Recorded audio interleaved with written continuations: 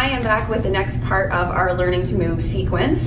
Today we're shifting the focus again. We were just talking about upper body in our last video, and now we're headed back down to check out some things with the lower body. Most specifically today I'm going to talk to you about glute activation and give you an exercise to actually fire up those glutes. Typically speaking, a lot of people can have a hard time actually activating their glutes. Now, you might think that's a crazy thing to say. It's a very large muscle group. It seems like it should be easy to fire up those glutes. But what happens is a lot of us sit all day long. We get really tight hip flexors, and this can basically teach the body to not really bother to use our glutes anymore. So I'm gonna give you a basic exercise to help isolate those muscles and get them used to working again, if in case they aren't really turning on very much for you. So you're gonna be lying on your back on a mat or on a soft surface.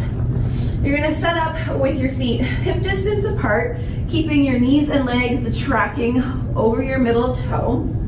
From here, we're going to go into a very basic glute bridge. So you're just going to firmly press your feet down into the floor, lifting your hips up off the mat and squeezing those glutes. Now here, I recommend check it out. Give yourself a little poke in the butt. You should feel a difference between when your butt is relaxed and on the floor versus when it's up in the air and active. You should feel a firmness when those muscles are engaged up here. What you can do is repeatedly practice that motion and engaging those glutes to start teaching them to fire up. Next, David's going to come and add to the basic glute bridge to give you some other tips to make sure you're really doing it correctly.